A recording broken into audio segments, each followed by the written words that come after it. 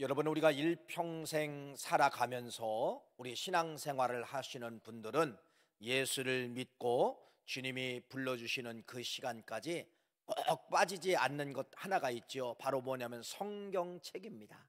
성경책은 예수 그리스도를 믿을 때 시작을 해서 마지막까지 놓지 말아야 될 것, 마지막까지 들어야 될 것, 마지막까지 우리가 읽어야 될 말씀이 바로 무엇이냐면은 여기 들려진 성경 말씀이다, 이렇게 말씀을 합니다. 성경 말씀은 디모데후서 3장 16절 말씀해 보니까 뭐라고 말씀하느냐? 모든 성경은 66권 모든 성경은 하나님의 감동으로 된 것으로, 감동으로 되어서 교훈과 책망과 바르게 함과 의로 교육하기에 유익하다. 그러니까 이 하나님의 말씀은 우리 인생들을 살리기 위해서, 우리 인생들을 유익하게 하기 위해서 하나님의 말씀이 기록되어졌다, 그렇게 말씀을 합니다. 여러분, 하나님의 말씀이 무엇이냐? 하나님의 말씀은 이거예요. 자, 어떤 분이 예를 드는 거예요. 어떤 분이 사고를 통하여서 오른쪽 왼쪽 팔이 예를 들어 절단됐다고 합시다. 그럼 이분에게는 얼마나 절망입니까? 근데 이런 분들이 예수를 만나고 두 팔이 없지만은 나는 이렇게 희망을 걸고 멋지게 살아갑니다 라고 하는 간증의 책들을 쓰게 돼요. 간증의 책들을. 나는 이런 절망 속에서 예수님을 만나 나는 두 팔이 없지만은 지금 나는 이렇게 희망을 품고 살아갑니다. 여러분, 이런 분들이 책을 쓸 수 있을까요, 없을까요? 책을 쓸 수 있어요, 없어요? 못 쓴다는 사람도 있고 쓴다는 사람도 있습니다. 그러나 책을 쓸 수가 있습니다. 그 책을 어떻게 쓰는 거예요? 옆에 누구한테 대필자가 있으면 되는 거예요. 대필자를 통하여서 나는 이렇게 태어났습니다. 이런 사고를 통하여 나는 절망을 맞이했지만은, 나는 죽으려고 자살까지 했지만은 나는 복음을 만났습니다. 예수를 만났습니다. 그래서 예수를 만나는과 동시에 내 인생의 생각이 달라졌습니다. 두 팔이 없어도 두 다리가 있음을 감사했습니다. 두 팔이 없어도 이목구를 듣고 보고 만진 거, 듣고 보고 먹을 수 있음에 감사합니다라고, 여러분, 그분의 간증을 대필자가 썼어요. 책 한 권이 나왔어요. 지은이 저자, 글 저자 누구의 이름으로 여러분 그 이름이 기록을 할까요? 대필자의 이름이 들어갈까요? 아니에요. 직접 쓰지 않았지만은 이 사람의 이름으로 책의 저자의 이름이 기록된다는 겁니다. 하나님의 말씀이 그래요. 이 성경이 그래요. 성경이, 여러분, 성경은 하나님의 생각을 사람들에게 주어서 각자 다른 사람들이, 그들은 그냥 뭐만 한 거냐? 자기 생각 들어갈 수가 없어요. 그들이 글로 기록한 것이라. 그래서 성경은 바로 무엇이냐? 하나님의 말씀이다, 하나님의 생각이다, 이렇게 말씀을 드리는 것입니다. 여러분, 하나님의 성경이 하나님의 말씀인 증거들이 여러 가지가 있을 수가 있지요. 그것이 바로 통일성입니다. 통일성. 다시 말씀을 드리면 이 성경 66권 중에 창세기서부터 요한계시록까지 쓰여진 연대가 있어요. 연대. 그 연대가 몇 년이냐면 1600년, 1600년. 신약 성경이 쓰여질 때와 저 모세오경, 창세기, 출애굽기, 레위기, 민수기, 신명기, 모세오경과 쓰여질 그 기간이 1600년이네. 1600년. 1600년 동안 여러분 이 성경이 쓰여진 거예요. 근데 이 1600년 동안에 약 몇 명의 사람에 의해서 쓰여지냐? 40명의 저자에 의해서 쓰여지게 됩니다. 근데 이 40명의 저자들은 여러분 서로 관계를 몰라요. 어디에 태어났는지도 모릅니다. 나라가 다릅니다. 시대가 다릅니다. 장소가 다릅니다. 다 달라요. 1600년 걸쳐서 쓰여진 이 사람, 이 책. 그 다음에 40명의 저자를 서로 아무도 몰라요. 그런데 나 혼자만 오늘 기록을 해놨어요. 근데 이 책들을 다 수집을 해서 보니까 단 한 가지 통일성을 가지고 있던 거예요. 그것이 바로 뭐냐? 예수 그리스도를 통하여 구원이라는 것입니다. 그래서 구약 성경은 다 어떤 걸로 기록되냐? 오실 예수. 신약 성경은 오신 예수에 대해서 다 맞춰보니까 정확하게 이러한 예수 그리스도의 통일성, 이것이 정확하다는 것입니다. 여러분, 이게 하나님의 생각이 아니고는 이렇게 될 수 있어요, 없어요? 없지요. 1600년 동안 어떻게 한 가지 주제를 가지고 전혀 모르는 사람들이 전혀 다른 나라에서 기록을 하게 되었다는 겁니까? 여러분, 그래서 이 성경은 하나님의 생각으로 쓰여졌다, 이렇게 말씀을 드리고요. 또 하나는 여러분, 성경이 하나님의 말씀인 증거는 여러분, 역사적으로 고고학자들이 노아의 홍수라든지 그 다음에 여리고 성이라든지 이런 걸 다 이제는 복원을 합니다. 그래서 성경에 나타난 모든 것은 뭐다?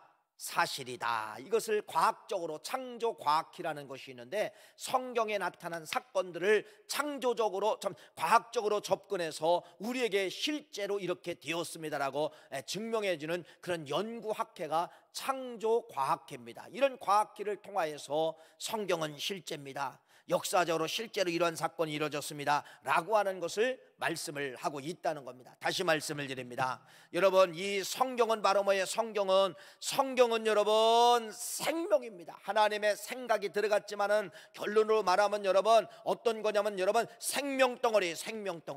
그래서 이 성경은 여러분 어느 곳에 붙이든지 성경이 붙여진 곳마다 뭐 하느냐? 살아나는 역사가 나타나게 되는 거예요.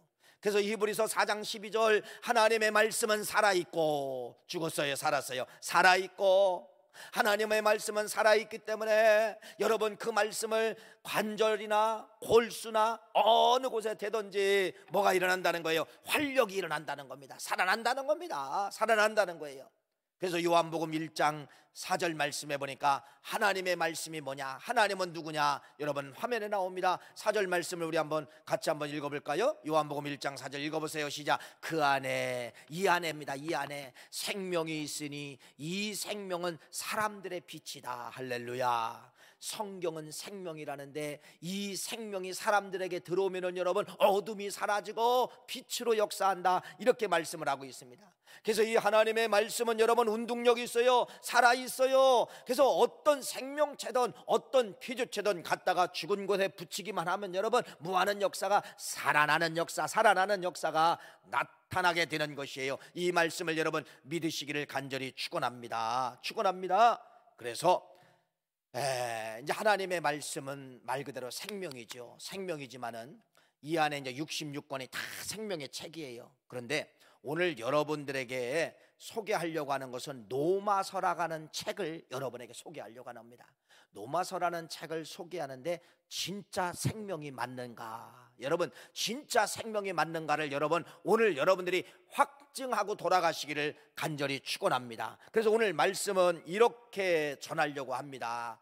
여러분 사도 바울의 소원이 있어요. 사도 바울의 소원은 여러분 내가 조금 더 건강할 때, 내가 조금 더 힘 있을 때 저 노마라는 나라에 가서 빨리 내가 복음을 전해야 되겠다. 왜 그러냐면은 노마 시대이기 때문에 노마는 여러분 다 길을 닦았어요. 노마 나라 중심으로 모든 길을 다 닦아놨기 때문에 저기에다가 빨리 복음을 떨어뜨리면은 빨리 그 길을 통하여 상인들이라든지 이런 사람들 통하여 각 나라마다 복음이 빨리 들어갈 것이 아니야. 그래서 이 바울의 소원은 내가 힘이 있을 때, 내가 좀 건강할 때 빨리 나는 노마에 가고 싶다, 노마에 가서 나는 복음을 전하고 싶다, 이렇게 바울이 갖고 있는 소원이 있었어요.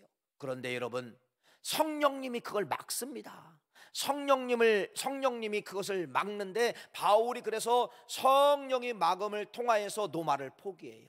노마를 포기하고서 여러분 바울이 가고 싶은 심정으로 노마에 대한 편지를 쓰게 되는데 그 편지의 내용이 바로 무엇이냐? 이게 로마서입니다. 그래서 노마서 1장부터 16장까지는 바울이 노마에 간 게 아니에요. 가고 싶은 마음으로 노마에 있는 사람들에게 편지한 글이 여러분 노마서가 되었는데, 이 노마서라는 이 말씀이 나중에 바울이 기록했지만은 나중에 이 말씀이 어떤 역사가 있었는가, 기독교 역사 가운데 노마서는 어떠한 위대한 일을 하게 되었는가를 여러분들에게 말씀을 드리려고 합니다. 자, 그래서 첫 번째로 여러분 바울의 소원을 여러분 먼저 여러분들에게 말씀을 드리려고 합니다. 오늘 본문 말씀 로마서 1장 10절부터 15절 말씀까지 읽으셨지만 여러분 내용을 잘 모르실 거예요. 그래서 내가 압축해드리면 이겁니다. 이렇게 말합니다. 10절 말씀에 어떻게 하든지 가고 싶다는 거예요. 11절 말씀에 내가 넘어 있는 너희들 어떻게 하든지 내가 보기를 원한다, 간청하기 원한다, 내가 너희들 만나기 원한다.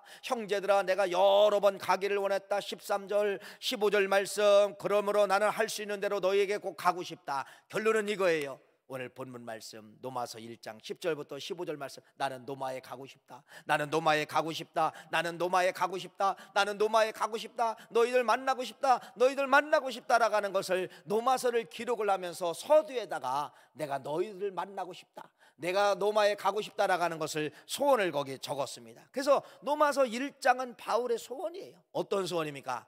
노마에 가고 싶은 바울의 소원이다, 이렇게 말씀을 드릴 수가 있습니다.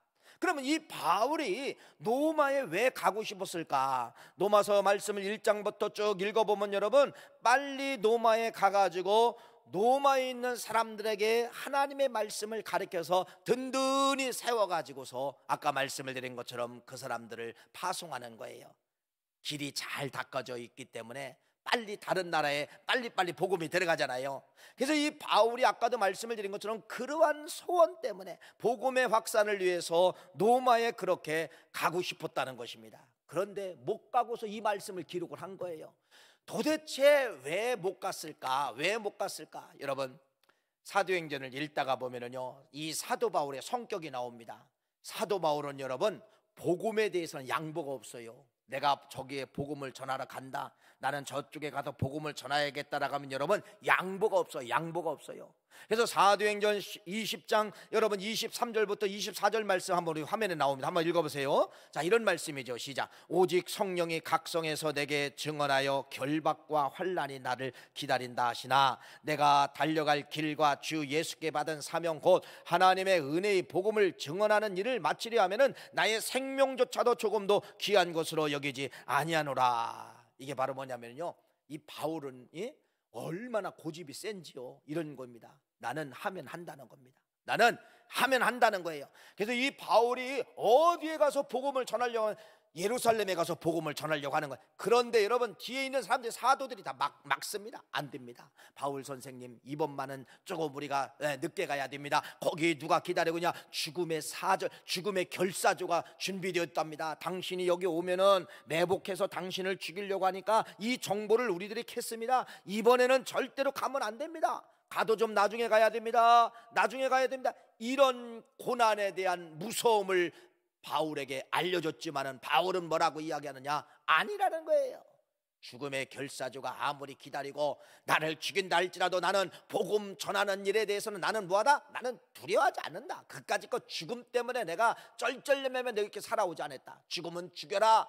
복음을 전하다가 죽으면 나는 좋다, 나는 순교해서 좋다. 아니다. 가야 된다는 거예요. 가야 된다는 거예요. 이렇게 복음에 대해서는 바울이 누구에게도 양보하지 않았다는 겁니다. 양보하지 않았다는 거예요. 이렇게 바울은 철저하게 복음을 전하는 일에 대해서는 무서움이 없던 사람, 무서움이 없는 사람, 복음에 대해서는 목숨을 두려워하지 않는 사람이 누구예요?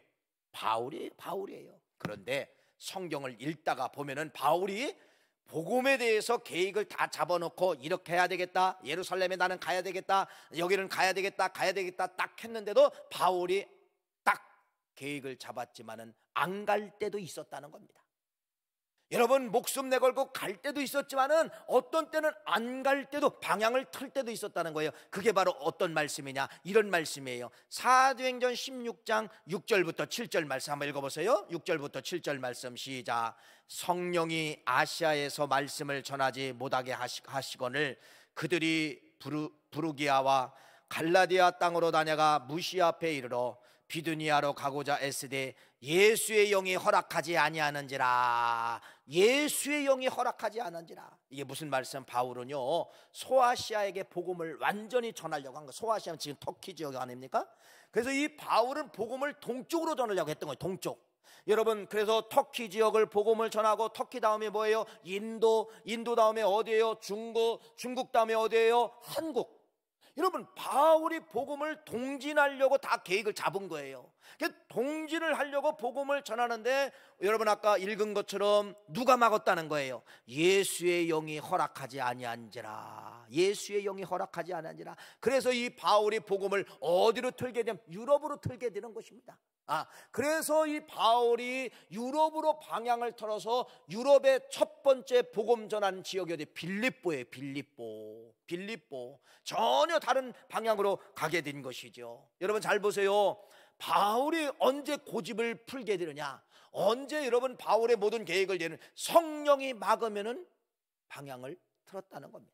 성령이 막으면 움직이지 않았다는 겁니다. 아까 예루살렘으로 복음을 죽음이 기다린다고 가려고 했던 거 뭐예요? 성령이 막지를 않은 거예요. 예루살렘에 간 거예요. 그런데 지금은 뭐예요? 성령이 막으면은 바울은 자기의 생각, 자기의 계획, 자기의 모든 걸 올스톱을 시켰다, 이렇게 말씀을 드리는 거예요. 그게 어디예요? 로마서 1장 13절 말씀에도 확증하고 있습니다. 한번 우리 로마서 1장 13절 말씀 읽어보세요. 시작. 형제들아, 내가 여러 번 너희에게 가고자 한 것을 너희가 모르기를 원하지 아니하노니 이는 너희 중에도 다른 이방인 중에서와 같이 열매를 맺게 하려 함이로되 지금까지 길이 막혔다. 지금까지 길이 막혔다. 로마서를 쓰면서 바울이 가고 싶어, 나 가고 싶어. 그런데 바울이 지금까지 못 가고 편지만 쓰고 있느냐? 뭐 했다는 거예요? 막혔다. 어떤 말씀입니까?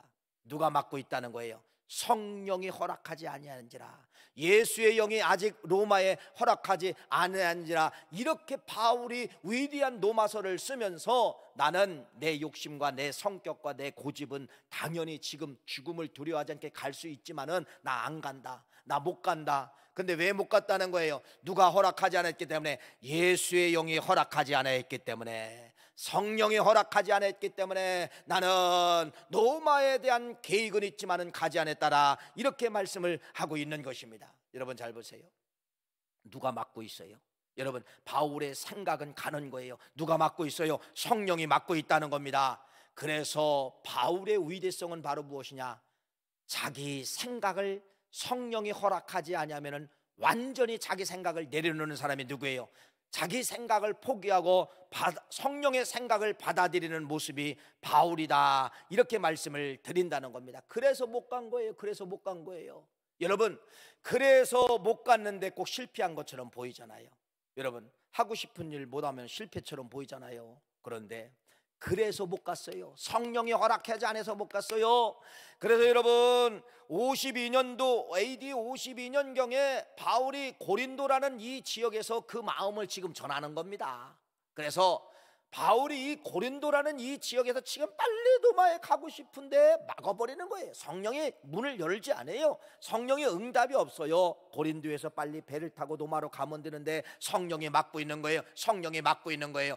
그래서 여러분, AD 52년도경에 이 고린도 지역에서 바울이 가고 싶은 그 마음의 고백을 쓴 책이 로마서 1장부터 16장까지인데 바울이 가고 싶은 심정을 거기 적고 있고, 그 로마 사람들에게, 로마 교회들에게 편지를, 위로의 편지를 쓰고 있는 내용이 바로 뭐예요? 로마서예요. 로마서.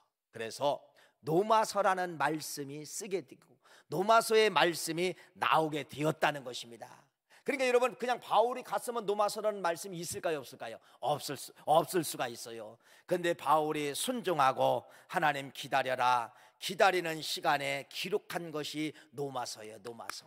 그래서 이 로마서는 여러분, 순종의 열매로 기록되어진 책입니다. 순종하지 않았다면 이런 로마서가 나올 수가 없었을 것입니다. 그래서 순종의 결과로 만들어진 책이 바로 무엇이냐? 로마서예요. 그래서 이 바울이 로마서의 내용을 이제 분해를 해드리겠습니다. 로마서는 그러면 바울이 1장부터 16장 말씀까지 기록을 하게 되느니 주제가 뭐냐 이거예요. 주제가, 여러분, 로마서의 주제가 자기 소원만 쓴 게 아니에요. 로마서의 주제는 바로 뭐냐면요, 죄인인 우리 인간들이 사는 방법, 그것이 바로 뭐냐? 예수 그리스도를 만나야 산다. 구원의 길을, 생명에 대해서 죽어야 될 인생이 산다. 여러분, 썩어야 될 인생이 회복된다. 지옥 갈 인생이 천국 갈 수 있다. 이거에 대해서 주제를 말하고 있어요. 그래서 로마서는 여러분 주제가 바로 뭐냐? 구원받는 길입니다. 구원받는 길이에요. 구원받는 길. 이걸 딱 기록을 하면서 당신들 구원받기 원합니까? 죽어야 되는데 살기를 원합니까? 예, 당신들 살기를, 아멘, 다 살기를 원한다고 고백을 하는 거예요. 그러면은 살기를 원하는 사람들은 반드시 이걸 가져야 됩니다. 그 말은 뭐냐면 로마서 5장 1절이에요. 로마서 5장 1절을 이신칭이라고 합니다. 여러분 로마서 5장 1절 말씀 읽어보세요. 어떤 말씀인가 읽어보세요. 시작. 그러므로 우리가 믿음으로 의롭다 하심을 받았으니 우리 주 예수 그리스도로 말미암아 하나님과 화평을 누리자. 앞에는 구원의 문을 열어놨어요. 근데 누구나 구원받는 게 아니에요. 반드시 이신칭이 뭐가 있어야 되느냐? 로마서 5장 1절 말씀, 믿음을 가진 사람만 뭐하더라? 구원받더라. 이걸 바울이 기록을 해놓은 거예요. 구원은 아무나 되는 것이 아니다. 바라보는 사람이 되는 것이 아니다. 뭐하는 사람이 믿음을 가져야만이 구원을 받는다. 이것을 여러분 로마서를 통하여서, 그래서 이신칭이 믿음이 없이는 구원을 받지 못합니다. 믿음이 없으면 하나님의 위대한 생명을 받을 수가 없습니다. 믿음을 가져야 됩니다. 구원을 제시해 놓고 우리들이 가져야 될 거, 이 신칭이 믿음을 가져야 됩니다. 이걸 말씀하고 있어요. 그래서 이 로마서의 핵심적인 단어 몇 개가 나오는데, 첫째는 의가 나와요. 의라고 하는 단어는 여러분 이겁니다. 무죄를 선고하는 거예요. 무죄를 선고하는 거예요. 우리 인간은 여러분 원래 죄인이잖아요. 죄인이에요. 그런데 죄인인데 우리가 예수 그리스도를 믿을 때, 내가 믿을 때, 5장 1절 이신칭이 믿을 때 예수 그리스도가 우리의 모든 이 보여지는 가슴속에 들어있는 모든 죄를 뭐 하느냐? 감춰버린 거예요. 감춰버린 거예요. 다 이 예수라, 이게 성경책이 예수인데 이 예수가 이 안에 들어있는 모든 죄성을 다 감춰버린 거예요. 이걸 가리켜서 뭐라고 얘는 의라고 하는 거예요. 의라고 하는 건 바로 뭐냐? 무지 선고에 하나님이 보실 때 예수가 먼저 보여지기 때문에, 들어있는 이 죄는 예수가 감당했기 때문에 죄가 보여져요? 안 보여져요? 안 보여져요. 그래서 의를 선포하는 거예요. 너는 의인이다. 믿음으로 났기 때문에 너는 의인이다. 이렇게 말씀을 하고 있는 겁니다. 이런 단어가 기록되어져 있어요. 또 구속이라는 단어가 기록되어져 있습니다. 아까 말씀을 드린 것처럼 다 죽어야 되지만은 예수 안에 우리가 뭐한다? 생명을 얻을 수가 있다. 그래서 이 로마서 전체는 그래서 죽어야 될 인생이 생명 받는 길. 그러니까 이 로마서는 무슨 책이라는 거예요? 결론은 생명에 대한 책이에요. 그래서 로마서를 가까이 읽고 가까이 되면은 여러분 죽었던 사람들이 뭐 하게 되느냐? 사는 역사가 나타나게 되는 것입니다. 그래서 이 로마서는 성경 중에 성경이에요. 성경 중에 생명을 다루고 있다는 것입니다. 그래서 이 로마서는 여러분 뭐예요? 살리는 책, 살리는 역사, 이거에 대해서 말씀을 하고 있는데, 아까 서두에서 이제 제가 말씀을 드렸잖아요. 그러면은 이렇게 위대하게 순종의 결과로 쓰여진 이 로마서는 기독교 역사 가운데 로마서라는 이 책은 어떤 역사가 있었는가라고 하는 걸 여러분 세 가지를 여러분에게 말씀을 드리려고 합니다. 그 세 가지 중에 첫 번째가 바로 무엇이냐면은 여러분 뭐 우리가 이런 간증 너무 많이 들어서 어거스틴 하면은 여러분 누가 생각이 나요? 어머니 모니카에 의해서 저 방탕하던 자식이 돌아왔더라, 이런 간증을 많이 들었을 거예요. 똑같습니다. 맞습니다. 어거스틴이라는 이분이 있는데 이 사람은 향락 중심으로 하나님을 알았지만은 향락의 사람. 세상에 여러분 정확한 나이는 모르지만은요 19세나 16세나 19세로 추정하래요. 아직 20살도 되지 않은 이 어거스틴이 여러분 술집에 가서 실수함으로 말미암아 애를 낳아요. 그걸 자기의 고백록 책에 뭐라고 하냐? 사생아라고 이야기합니다. 사생아. 여러분 아직 20살이 되지 않은 이 청소년기에 있는 이 어거스틴이 여러분 뭐였다는 거예요? 사생아를 낳은 거예요. 사생아를 생각해 보세요. 어거스틴의 어머님 가슴에 찢어질까요? 안 찢어질까요? 찢어지죠. 또 그것뿐이에요? 이상한 이단에 빠진 겁니다. 그 이단이 바로 뭐냐면 마니교예요. 마니교는 바로 무엇이냐? 믿음으로 구원받는 것이 아니라 지식으로 구원받는다. 하나님을 많이 알아야 된다. 성경 공부를 많이 해야 된다. 이런 걸 통하여 구원받는다. 여러분 20살도 되지 않은 이 어거스틴이 사생아를 낳고 이상한 종교에 빠졌어요. 그러니 이 어머니의 가슴은 맺을까요, 안 맺을까요? 내 자식, 아직 20살도 되지 않은 이 자식이 세상에서 이렇게 허랑방탕을 하는 거예요. 어머니는 여러분, 그래서 그의 고백록에 들어보면 어머니는 여러분 눈물을 흘리면서 하나님, 내 자식이 돌아오게 도와주세요. 내 자식 돌아와야 됩니다. 내 자식 돌아와야 됩니다. 그 어머니는 날마다 그렇게 부르짖는 거예요. 그래서 여러분, 위대한 어머니라 하잖아요. 여러분, 오늘 여러분 여기 탕자처럼 살다가 오늘 이 자리에 나오신 분도 여러분 뒤져보면은 여러분 눈물의 어머니 기도 때문에 돌아오신 분들이 있을 거예요. 눈물의 어머니의 기도가 여러분을 살린 사람들이 많을 겁니다. 이 모니카 어머니, 여러분, 이 어거스틴의 어머니 모니카는 여러분 그렇게 피 뿌리며 눈물 흘리며 자식 놓고 기도하였을 때 어떤 역사가 이루어졌을까? 이런 역사가 이루어지게 됩니다. 오늘 하루는 이 어거스틴이 여러분 한 곳을 지나가게 되는데 평상시 아이들이 늘 노래를 하는 거예요.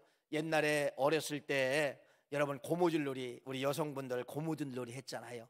고무줄 놀이 할 때 뭐 그냥 합니까? 다 노래 부르면서 동요를 부른다든지 어떤 가요를 부른다든지 거기에 맞춰서 박자를 치면서 고무줄을 넘었다, 고무줄을 꼬았다, 고무줄을 뺐다, 막 발로 막 그렇게 하잖아요. 노래 없으면 안 돼요. 노래 없으면 안 돼요. 그 아이들이 어려서부터 여러분 저 단밖에 보면은 꼭 고무줄 놀이 할 때 보면 노래가 들린단 말이에요. 오늘도 어거스틴이 여러분 한 지역을 마을을 지나가는데 애들이 노래를 하는 거예요. 애들이 노래하면서 장난치며 노래하는 거예요. 그런데 여러분 평상시에 들리지 않는 가사가 땅 들어오는 겁니다. 평상시에 늘 노래 불렀던 것이 애들이 동요니까. 그런데 평상시에 듣지 못하는 그 가사 내용이 딱 들어오는데 그 가사 내용이 이겁니다. 집어들고 읽어라, 집어들고 읽어라, 집어들고 읽어라. 뭐 노래 가사에 그렇게 했겠죠. 집어들고 읽어라, 집어들고 읽어라 뭐 했겠죠. 아이들이 늘 부르던 노래인데 평상시는 알렸는데 오늘 딱 어거스틴이 집어들고 읽어라, 집어들고 읽어라 이 말씀이 가슴에 딱 들은 거예요. 그래서 이 어거스틴이 집에 가서 성경을 딱 펴고 집어들고 읽었습니다. 여러분 집에 가서 성경을 딱 펴고 집어들고 읽었는데 그 말씀이 어떤 말씀이냐? 노마서예요. 노마서 몇 장일까요? 13장 13절부터 14절에 한번 읽어봅시다. 이게 집어들고 읽은 말씀이에요. 읽어보세요. 시작. 낮에와 같이 단정히 행하고 방탕하거나 술 취하지 말며 음란하거나 호색하지 말며 다투거나 시기하지 말고 오직 주 예수 그리스도 옷을 입고 정욕을 위하여 육신의 일을 도모하지 말라. 자기 생활에 대해서 정확하게 기록해 놓은 거예요. 13절 말씀, 여러분 이 어거스틴이 13절 말씀에 생활을 그렇게 살았잖아요. 낮에와 같이 단정히 행하고 방탕하거나 술 취하지 말라. 날마다 술을 좋아하고 호색을 좋아하고 음란을 좋아하고 이렇게 살았던 어거스틴의 그 글이 13절 말씀에 기록한 거예요. 그러면서 뭐라고 이야기하느냐? 14절 아까 그랬잖아요. 주 예수 그리스도의 옷을 입고 정욕을 끊어라. 주 예수 그리스도의 옷을 입어야만이 그러한 정욕을 끊을 수가 있다. 주 예수 그리스도의 옷을 입지 않으면 네가 향락을 끊을 수 없다. 정욕을 끊을 수가 없다. 호색을 끊을 수가 없다. 누구를 입어라? 예수 그리스도의 옷을 입어라. 그래야 네가 죄에서 이길 수가 있고 그 유혹에서 이길 수가 있다. 이 말씀 노마서 13장 13절부터 14절 말씀 어떻게 집에 가서 딱 펴는데 그 말씀이 나옵니까? 여러분, 그래서 이 노마서 말씀을 통하여서 어거스틴이 그 말씀을 읽다가 완전히 고꾸라진 거예요. 거기서 회개하고 통회하고 자복하고 주님, 내가 잘못 살았습니다. 이제는 내가 새로운 삶을 살겠습니다 라고 어거스틴이 여러분 노마서 13장 13절 14절 말씀을 통하여 인생의 대변화가 일어나고 그래서 그가 거기서 회개 기도를 통하여서 나중에 책을 쓰게 되는데 그게 바로 뭐냐면 고백록이에요. 고백록. 여러분 신학교를 다니신 분들 이게 필독서예요. 뭐 이렇게 쓰여진 책이죠. 어거스틴의 참의록 이렇게도 나오고요. 또 원래 이름이 아우쿠스트예요. 아우쿠스트의 참의록 다 똑같은 이름이에요. 여러분 그래서 위대한 참의록이라는 이 책이 나오게 되는데 그래서 이 어거스틴에 의해서 여러분 뭐가 기둥처럼 세워지면 신학의 바탕이 기둥으로 세워지게 되는 거예요. 그래서 이 기독교에 엄청난 지대한 영향을 미친 분이 누구냐, 끼치신 분이 누구냐? 어거스틴입니다. 어거스틴. 뭐 때문에 깨진 거예요? 노마서 말씀. 그래서 노마서는 생명이라고 이야기하는 겁니다. 방탕하던 인생이 돌아오게 만드는 것. 여러분, 호색하던 인생이 하나님 앞에 쓰임받게 만드는 책이 노마서다, 이렇게 말씀을 드릴 수가 있습니다. 두 번째 사람은 누구냐? 누터라는 사람이에요. 이 누터는 원래 캐토릭 신자입니다. 캐토릭 신자인데 캐토릭의 저러한 부정, 저러한 잘못 때문에 늘 가슴에 갈등을 가지고 사는 거예요. 그래서 여러분, 로마에 가면은 베드로의 계단이 있어요. 그래서 이 한 계단 한 계단 올라가면서 기도하는, 무릎이 다 헤어질도록 기도하는 거예요. 한 계단 올라가 또 기도하고, 한 계단 올라가면 기도하는데, 여러분, 어떤 계단에 올라가서 기도할 때 번개처럼 스치고 지나가는 단어 하나, 말씀 하나가 있는데, 그것이 말하면 노마서 1장 17절 말씀이에요. 우리 노마서 1장 17절 말씀 읽어볼까요? 이건 여러분, 루터가 기도하다가 가톨릭의 부정을 보고 기도하다가 저 말씀을 받은 거예요. 읽어보세요. 시작. 복음에는 하나님의 의가 나타나서 믿음으로 믿음에 이르게 하나니 기록된 바 오직 의인은 믿음으로 말미암아 살리라 함과 같으니라. 그래서 여러분, 이 말씀이 루터가 읽고서 역시 부정을 이길 수 있는 것은 뭐밖에 없다? 믿음으로 바로 서야 된다. 내가 살기 위해서, 내가 욕먹기 싫어서 저속에 들어가면 나는 죽는다. 나는 믿음으로 바로 살기 위해서 믿음을 붙잡아야 된다. 여러분, 그래서 이 믿음을 붙잡고 가톨릭의 잘못된 걸 지적을 하게 되는 거예요. 그때 당시 이 루터가 이러한 마음의 감정을 가지고 여러분, 노마서 말씀을 붙잡고 있을 때 이때 어떤 사건이 벌어지게 되느냐? 캐톨릭에서 어떤 사건이 벌어지겠냐? 베드로 성당이 있어요. 베드로 성당이 여러분 거의 막 이제 허물어지게 된 거, 시간이 많이 가니까. 그러니까 이 교황에 의해서 이번 베드로 성당을 재건을 해야 됩니다. 더 화려하게, 더 크게 재건을 해야 됩니다. 여러분, 헌금하십시오. 여러분, 누가 헌금합니까? 안 하는 거예요. 그래서 이 교황에 의해서 여러분 뭐를 만들게 되냐면요, 면죄부를 만들게 되는 거예요. 면죄부. 면죄부는 바로 무엇이냐? 혹시 당신네 가족 중에 자식이나 형제나 자매나 누구나 혹시 예수를 안 믿고 저 지옥에 갔으면은 지옥 갔던 사람이 저 천국으로 가는 길 하나가 있는데 바로 이 면죄부를 사야 됩니다. 면죄부를 살아야 됩니다. 면죄부가 얼마일까요? 오늘날로 말하면 그냥 얘기하는 겁니다. 1,000만 원입니다. 1억 원입니다. 여러분, 부모의 심정으로 자식이 지옥에서 천국으로 가는데 1,000만 원 투자 안 할 사람이 어디 있어요? 사는다 가는데. 이때 여러분, 면죄부가 그냥 호황을 누린 거예요. 그래서 그 돈을 가지고 베드로 성당을 화려하게 더 크게 재건을 하게 되는데, 이때 베드로가 아까 의인은 믿음으로 살아라, 의인은 썩으면 안 된다, 이 말씀을 받은 이 루터가 양심의 가책에 대해서 이건 안 되는 거예요. 그래서 캐톨릭의 잘못된 95가지의 잘못된 점, 이런 걸 면죄부는 이건 아닙니다. 이건 잘못된 겁니다. 교황의 무오료설, 이런 것도 잘못된 겁니다. 캐톨릭의 잘못된 95가지를 여러분 적어가지고, 대자보를 적어가지고 비텐베르크 성당의 정문에다가 딱 걸어놓은 거예요. 지나가던 사람이 다 그걸 본 겁니다. 그래서 여러분, 이때 루터에 의해서 나오게 된 겁니다. 천주교는 썩었다. 천주교는 썩었다. 하나님이 저 교단을 통해 역사하냐. 그래서 나와서 여러분, 루터에서 만든 것이 바로 뭐냐면요, 개신교가 그때 된 거예요. 개신교. 우리가 믿는 이 개신교, 프로테스탄트, 이게 여러분 부정을 타파하고 차버리고 나온 개신교가 시작이 된 것이 루터에 의해서 시작이 되는데, 잘 아시는 것처럼 뭐라고 합니까? 루터의 종교개혁이라고 그래서 하죠. 종교개혁. 여러분, 루터가 깨진 것이 어디예요? 노마서 1장 17절 말씀을 통하여 완전히 깨지게 되었다는 겁니다. 세 번째 사람은 또 노마서를 통하여 여러분 깨진 분 한 분을 소개합니다. 여러분, 그분이 누구냐면은, 여러분, 우리는 지금 감리교예요. 메도디스트 감리교인데, 이 감리교회는 여러분 창시자가 누구냐면 요한 웨슬레라는 목사님이십니다. 자, 이분은 여러분 어떤 분이냐면요, 처음에는 선교사로 미국으로 갔어요. 선교사로 미국으로 갔는데 구원의 확신도 없이 신앙을 공부했으니까 이제는 나는 선교사로 가겠습니다. 그래가지고 여러분 믿음도 없이 그냥 미국에 가서 선교한 거예요. 실패하고 돌아왔습니다. 실패하고 돌아와서 이제는 영국으로 다시 돌아와서 1738년 5월 24일 날 8시 45분 영국의 올더 스케이트 한 거리를 걸어가게 되는데 모라비안 교도들이 예배를 하는 거예요.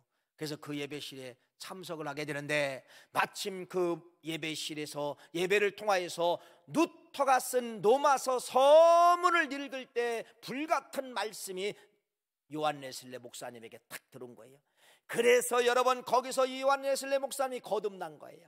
목사가 그때 거듭났어요. 여러분 목사가 그때 구주를 영접한 거예요. 앞에까지는 가짜 목사고 가짜 선교사지요. 목사가 그때 거듭나고 그때 깨졌어요.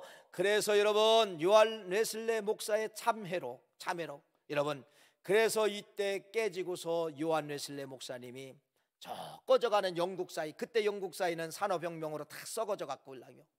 마약으로 술로 담배로 쩌들은 이러한 사회를 다 뭘로 세우느냐? 복음으로 세우는 겁니다. 그래서 여러분 이 사람들이 모여진 곳이, 이 사람들에게서 첫 번째 모여진 것이 바로 뭐냐면 여러분 그게 밴드예요. 밴드. 그게 속회라고 합니다. 오늘날로 말하면 속회예요.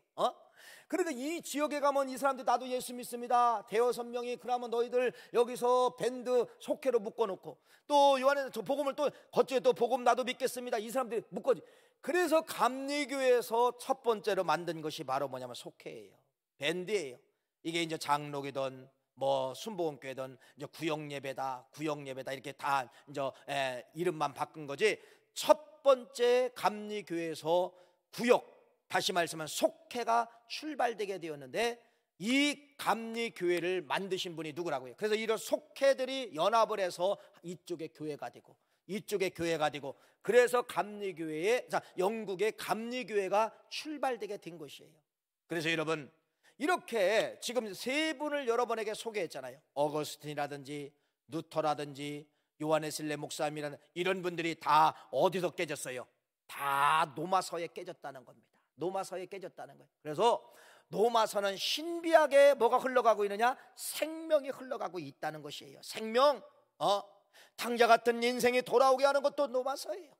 여러분 인생이 실패해서 여러분 그냥 어깨 축 늘어지고 뭐 먹고 살까 이렇게 걸어가는 요한 웨슬레 같은 사람도 다시 붙잡아서 목사로 만드는 것이 노마서라는 말씀이에요. 이 노마서가 얼마나 위대합니까? 사랑하는 귀한 성도님, 오늘 마지막 결론입니다. 지금 노마서가 여러분들을 손짓하고 있어요. 여러분들을 오라고 손짓하고 있습니다. 여러분을 생명을 주려고 여러분에게 손짓하고 있어요. 여러분에게 다시 한번 회복시켜 주려고 여러분 노마서가 손짓하고 있어요. 다시 일어나자, 다시 함께 가자 손짓하고 있습니다. 코로나를 통하여 얼마나 절망입니까? 다 어디가 보아도 아우성이에요. 장사하는 사람은 장사하는 사람들의 아우성이고 여러분 직장도 마찬가지고 가정도 마찬가지고 자녀들도 여러분 코로나 때문에 집에서 양육해보지만은 이건 말이 가정이지 가정이 아니에요. 전쟁터예요. 전쟁터. 여러분 이러한 코로나 위기 속에서 회복이 기다리고 있는데 노마서가 여러분을 손짓하고 있다는 겁니다. 노마서로 오십시오. 노마서로 오십시오. 죽음의 위기가 있습니까? 살아야 할 여러분 용기를 갖지 못하는 분이 있습니까? 여러분 노마서가 여러분을 손짓하고 있는데 노마서는 그래서 1장부터 16장까지 짧은 장으로 되어 있지만은 여러분 이 한 주간에 삶의 희망을 놓으신 분들, 탕자처럼 방황하고 있는 분들 노마서를 다시 한번 읽어보시기를 바랍니다. 노마서 전체를 이해하기는 힘들어요. 그러나 어거스틴도 루터도 요한 웨슬레 목사님도 한 구절에 넘어갔다는 겁니다. 단어 하나에 넘어갔다는 겁니다.